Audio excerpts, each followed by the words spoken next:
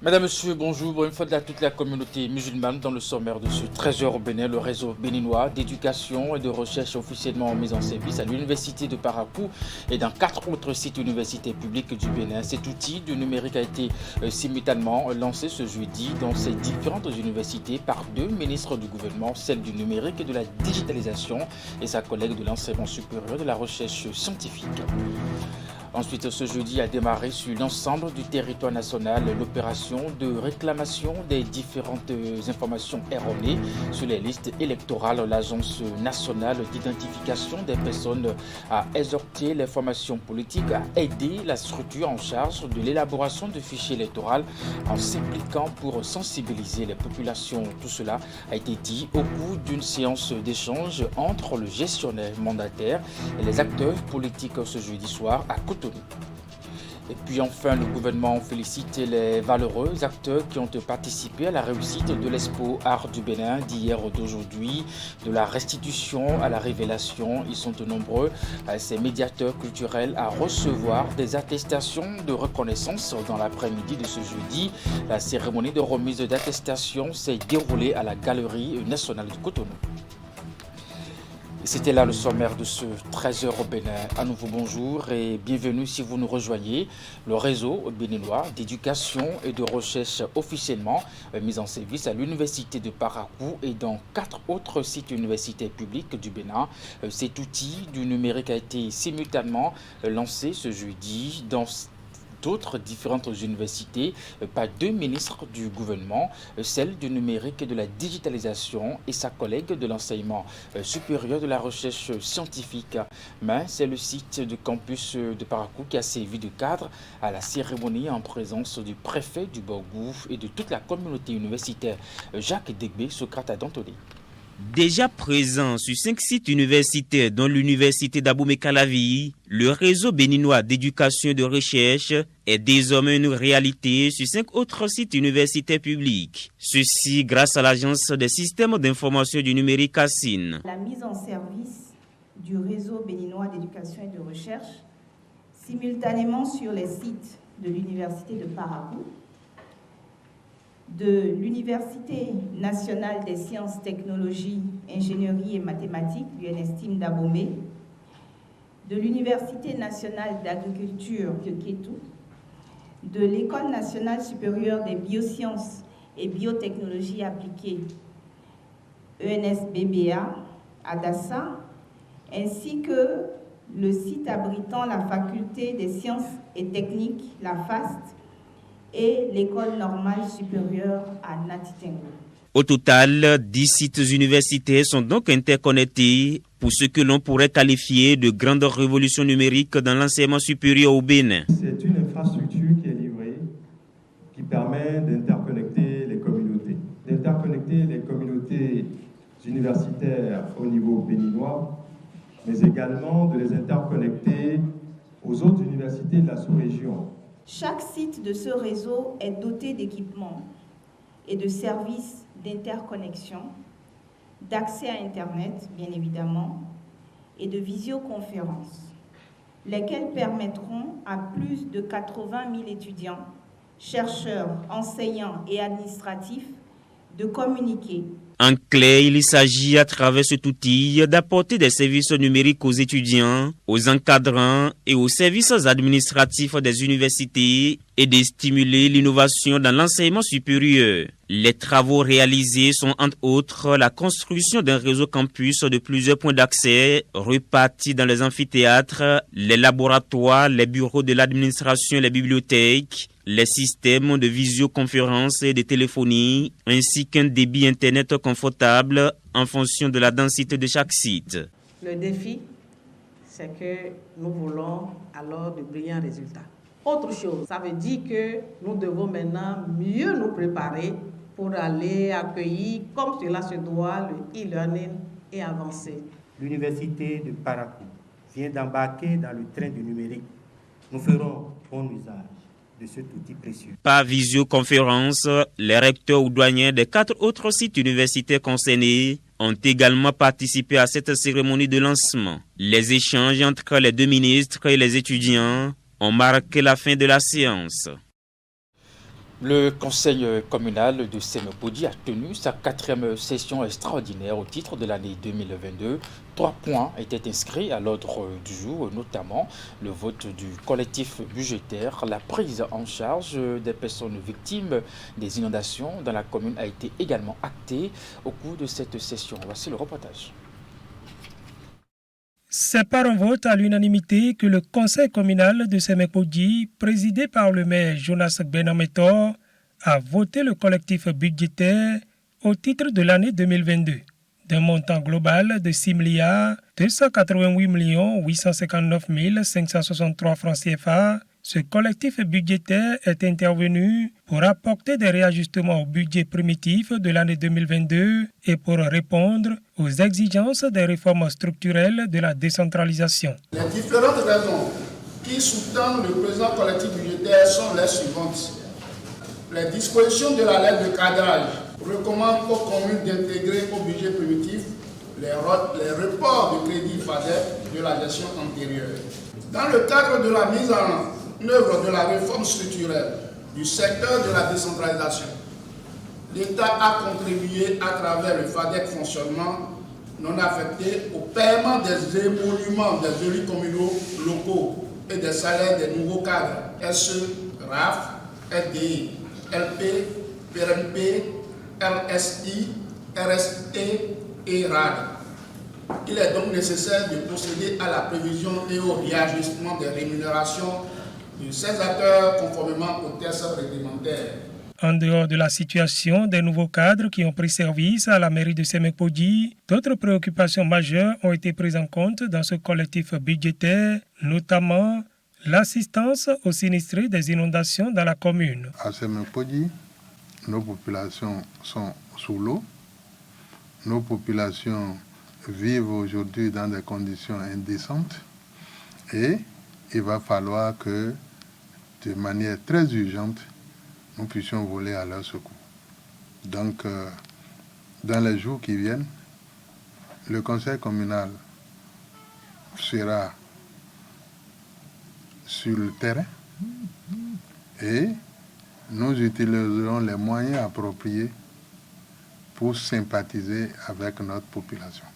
Aussi, pour la numérisation et la sécurisation du foncier à Sémépodi, le conseil communal a validé la participation d'une délégation de la commune à la clôture du projet Aston au Ghana. Une rencontre que le maire Jonas Benametor veut mettre à profit pour acter plusieurs partenariats en faveur du développement de la commune. Quant à notre participation effective, elle nous donnera l'occasion de rencontrer plusieurs partenaires, les bailleurs de fonds et plusieurs partenaires qui sont dans la dynamique d'aider les communes.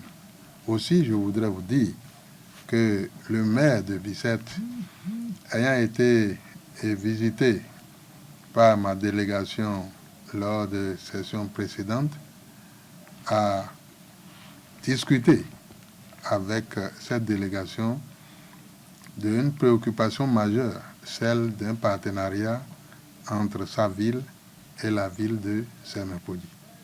Et cette occasion que nous donne Aston à Koumassi nous permettra de sceller les liens avec cette ville en présence de son maire. La mise en œuvre de ce collectif budgétaire va prioritairement donner satisfaction aux populations qui souffrent des inondations.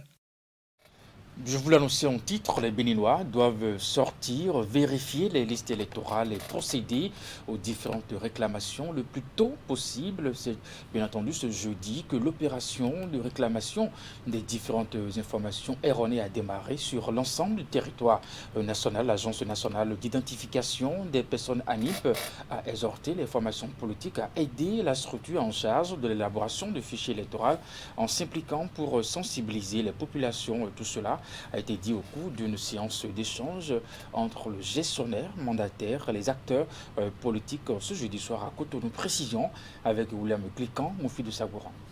Pour que les gens comprennent qu'il ne suffit pas de figurer sur la liste expirée pour être dans la LEI. La contrainte ici, c'est qu'il faut avoir fait le RAVIP et en apporter la preuve. Voilà qui est clair et suffisant pour que les citoyens non enrôlés au RAVIP pressent les pas pour pouvoir figurer sur le fichier électoral.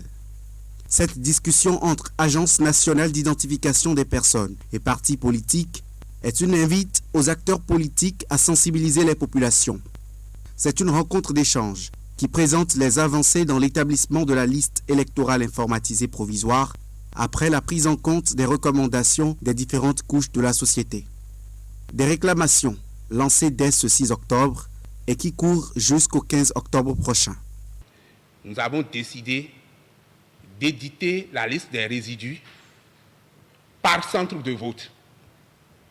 Et une copie sera au niveau de l'arrondissement où il y a l'agent collecteur des réclamations et une copie sera déposée chez le chef de quartier. Ainsi, si quelqu'un est concerné ne se retrouve pas sur la liste électorale informatisée provisoire et il consulte, il dit « Ah, mais j'étais toujours là », il regarde la liste résiduelle et il est là. S'il apporte la preuve qu'il a fait le RAVIP, c'est rapide. On lui dit « Vous êtes bien dans la LEIP à tel centre de vote ». Sur les inquiétudes des partis politiques liées à la fiabilité du processus, le gestionnaire mandataire a réaffirmé la disponibilité de l'ANIP à recevoir des contre-expertises. À propos des estimations du nombre d'électeurs, Cyril Goubedji explique aussi que des données fiables ne peuvent pas encore être connues avant la fin du processus. Les chiffres officiels seront communiqués à la Sénat le 24 octobre 2022. La gestion du provisoire s'accommode parfois de la variation des chiffres. Et c'est scientifique. Si on est à la recherche de celui qui est électeur ou de celui qui est éligible, même le simple certificat du numéro personnel d'identification que nous délivrons gratuitement, mais sur lequel il y a le numéro personnel d'identification, suffit pour savoir qui il est. Mais il ne suffit pas d'avoir fait le RAVIP pour être béninois. Parce que quand on lit la loi sur l'identification des personnes en République du Bénin, il s'agit aussi bien des nationaux que des étrangers. L'ANIP veille au grain pour qu'aucun Béninois, électeur comme éligible, ne soit privé de son droit civique. Elle appelle à la collaboration étroite des populations elles-mêmes dès cet affichage de la LEI provisoire. Les enseignants étaient à l'honneur ce mercredi dans les 4 points du globe à la faveur de la Journée mondiale de l'enseignant. Thème retenu cette année, la transformation de l'éducation commence avec les enseignants au Bénin. Les manifestations officielles se sont déroulées à Lokossa, dans le département du Mono. Des manifestations rehaussées par la présence des 3 ministres en charge de l'enseignement au Bénin. Voici le compte rendu de Narcisse Alossef, Laurent Dao.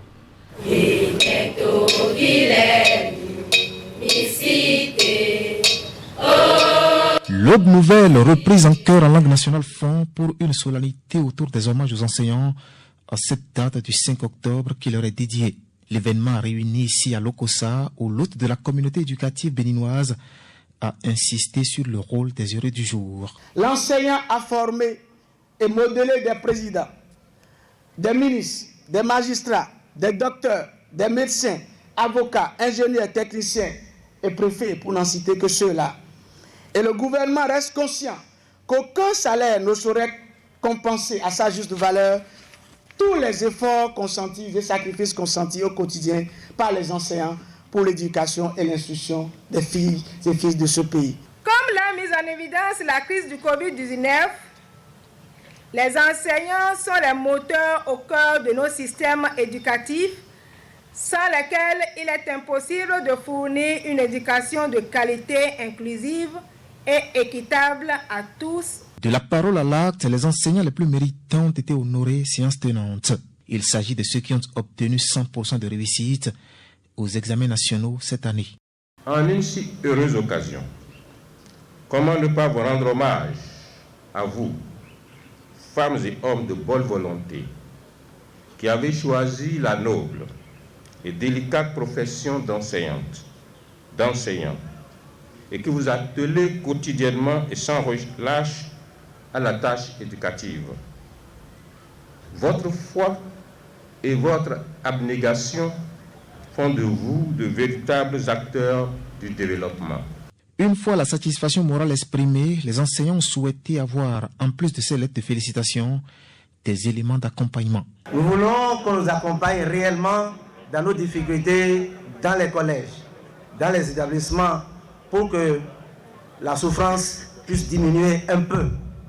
C'est grâce à des efforts extraordinaires que nous sommes arrivés à ces résultats que vous voyez. Merci de nous reconnaître ces efforts. Reconnaître les efforts à ces hommes et femmes que la communauté internationale célèbre pour la 29e fois cette année. Une célébration placée sous le thème « La transformation de l'éducation commence par les enseignants ». Et puis on parle santé à présent, soins palliatifs, couverture sanitaire universelle et développement durable.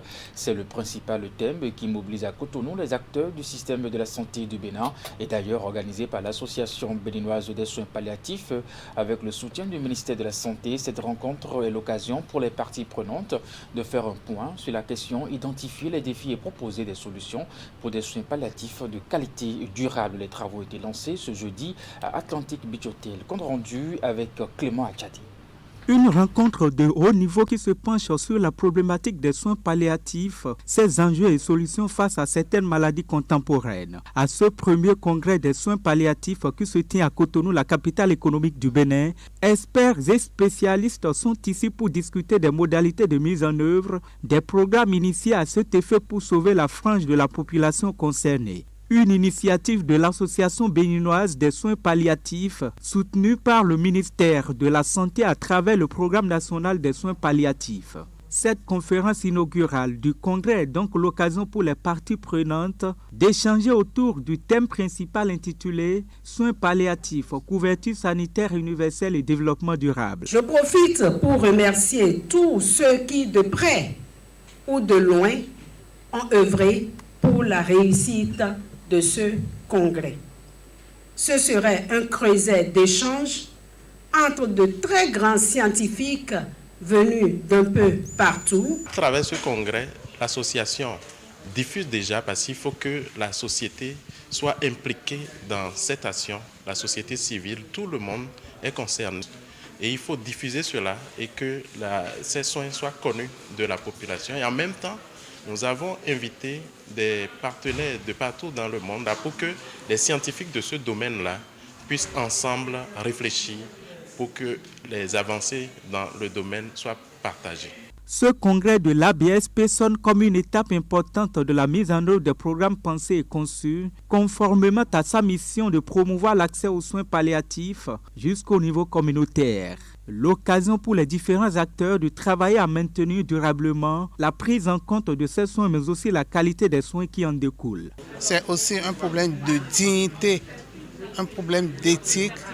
L'accompagnement avec les soins palliatifs est vraiment une opportunité et nous voulons dire que les grands défis seront la formation du personnel médical, la disponibilité de certains produits comme la morphine pour gérer les grandes douleurs et également dire que l'engagement du gouvernement est une priorité. C'est ainsi parti pour 3 jours de réflexion devant aboutir à des recommandations pertinentes, devant aboutir au renforcement des politiques de soins palliatifs en tant que partie intégrante du système de santé au Bénin et dans la sous-région. Le 3e jour des travaux sera consacré à la commémoration de la Journée mondiale des soins palliatifs autour du thème « Guérir les cœurs et les communautés ».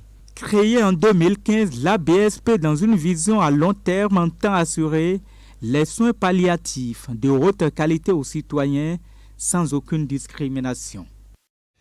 Et dans la suite de ce 13h au Bénin, le gouvernement félicite, je l'annonçais en titre, les valeureux acteurs qui ont participé à la réussite de l'Expo Art du Bénin d'hier ou d'aujourd'hui, de la restitution à la révélation. Ils sont nombreux, ces médiateurs culturels, à recevoir des attestations de reconnaissance. Dans l'après-midi de ce jeudi, la cérémonie de remise d'attestation s'est déroulée à la Galerie nationale de Cotonou. Ingrid Day, Henri Ganti. Sont honorés ici les acteurs ayant contribué à la réussite de l'exposition Art du Bénin d'hier et d'aujourd'hui, de la restitution à la révélation.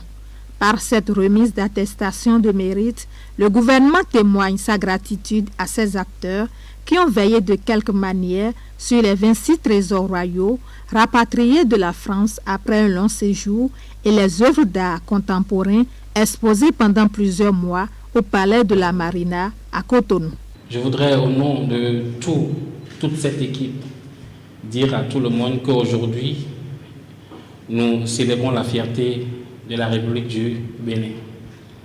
Nous célébrons cette jeunesse et pour le ministre du Tourisme, de la Culture et des Arts, Jean-Michel Abimbola, il n'y a qu'un seul message, celui de dire le Bénin révélé, ça a commencé et nous devons tenir la flamme. Ensemble, autour de la Galerie nationale, tenons cette flamme-là pour être dignes de ce que nous sommes. Ils sont au total 40 acteurs à bénéficier de cette reconnaissance pour avoir mené à bien ce grand moment de la valorisation de l'art béninois dont la première phase s'est déroulée du 20 février au 22 mai 2022. Quant à la seconde phase de cette exposition, elle a couvert la période du 16 juillet au 26 août 2022. Les acteurs récompensés ici sont entre autres des médiateurs volés art contemporain et assistants de production, des médiateurs volés trésors royaux, des animateurs d'ateliers de pratiques artistiques, des sapeurs-pompiers, des agents du service d'aide médicale urgente et la garde républicaine. La cérémonie est importante parce que non seulement elle permet de remercier et de féliciter toutes les personnes qui ont contribué au succès de cette exposition, mais c'est aussi une forme de reconnaissance pour le métier, surtout pour le métier de médiateur, puisque bon, moi c'est mon métier, guide conférencière, et donc c'est une façon de nous montrer que ce travail qui parfois peut être, on va dire, un peu mis de côté ou un peu, on peut penser que c'est un métier facile, c'est une façon de montrer qu'il y a une reconnaissance derrière et que l'État, le gouvernement, les Béninois en général ont compris que c'était réellement un métier que d'être guide ou alors médiateur culturel. Au thème de l'exposition au Palais de la Marina, les trésors royaux sont convoyés au fort portugais de Ouida où ils séjourneront en attendant leur destination finale, le musée de l'épopée des Amazones et des rois du Dahomey. Et pour finir, après l'expérience du championnat scolaire et le championnat universitaire sont aussi de formules. C'est désormais une compétition qui sera disputée en plusieurs phases. En prélude donc à cette édition, le ministre des Sports, les responsables de l'Office béninois des sports scolaires et universitaires ont tenu ce mercredi une séance d'information et d'échange avec les représentants des différentes universités publiques et privées du Bénin. La rencontre a eu lieu au Palais des Congrès de Cotonou. Voici le résumé de la discussion que nous présente ici Ali Moumouni, Moufli de Sabouran. C'est désormais un nouveau format du championnat universitaire qui sera organisé au Bénin. L'expérience du championnat scolaire est bien visible et dès cette année, la 9e édition de la compétition des universités se tiendra en 2 phases, l'étape de zone et celle nationale. Après la 8e édition en 2019, est convaincu que les Jeux universitaires offrent un cadre d'expression du talent et constitue un vivier pour le développement du sport national, l'Office béninois du sport scolaire universitaire a décidé d'élargir son champ d'intervention en se rapprochant davantage des universités, écoles et instituts, aussi bien publics que privés, dans le but de faire participer le plus grand nombre d'étudiants. C'est une réforme qui s'inscrit dans la dynamique de développement du sport béninois, tant sur le plan professionnel qu'amateur. C'est ce que le ministre des Sports a décidé d'expliquer aux responsables des différentes universités engagées dans la compétition. La séance d'information et d'échange a commencé par la présentation de la nouvelle formule de la compétition aux participants. Pour le compte des disciplines sportives retenues pour cette édition, la 9e, nous avons le football pour les hommes, le basketball mixte, hommes et femmes, nous avons le handball mixte, masculin et féminin. L'athlétisme, nous avons retenu les disciplines suivantes, les 100 mètres, les 400 mètres, les 1500 mètres, le saut en hauteur, le saut en longueur, le lancer de poids en hommes et en dames. Sous la gestion des comités d'organisation de zones, nous avons donc scindé le pays en 5 zones, comme je l'ai dit. 55 équipes sont attendues au niveau du football dans les différentes zones, 42 au niveau du basketball, 18 au handball et 205 athlètes, pour un total de 767 participants. La compétition est exclusivement ouverte aux étudiants. Les joueurs engagés dans les championnats professionnels et ou amateurs ne seront pas permis. Donc l'idée pour nous est de dire, si on a d'une part ceux qui animent les différents championnats qui sont dans le pays, et il n'est pas interdit à un étudiant d'être professionnel dans un club d'une discipline ou d'une autre, on prendra les autres qui n'ont pas réussi à être professionnels et on va les engager dans un championnat qui leur permet eux aussi d'exprimer leur talent et qui permet aux équipes de venir faire ce qu'on appelle les sélections ou les drafts, qui consistent donc à piquer les meilleurs talents et éventuellement à leur signer des contrats professionnels. Nous souhaitons pouvoir démarrer au mois de novembre comme indiqué dans la présentation. Et la date que nous avons choisie, c'est le deuxième week-end du mois de novembre. La phase de zone devra durer à peu près 2 semaines et nous conduira donc au bout de la deuxième quinzaine du mois de novembre qui donc sera fin novembre. Puis nous allons observer une pause pour permettre aux équipes qualifiées de se préparer et dans le mois de décembre, autour du 10, nous allons enclencher la phase nationale et la terminer au bout, je crois, d'une semaine de compétition. Les participants ont eu l'occasion de poser leurs préoccupations auxquelles des réponses sont apportées. Le nouveau chantier du sport universitaire est lancé et le ministre entend pérenniser la réforme. Et voilà pour le compte rendu de cette activité de l'Office béninois de sport scolaire et puis universitaire. Madame, Monsieur, c'est la fin de ce Trésor au Bénin. Merci de l'avoir suivi et puis bonne suite de journée à vous. Et surtout, bonne fête à tous les fidèles musulmans. Agréable journée et à très bientôt.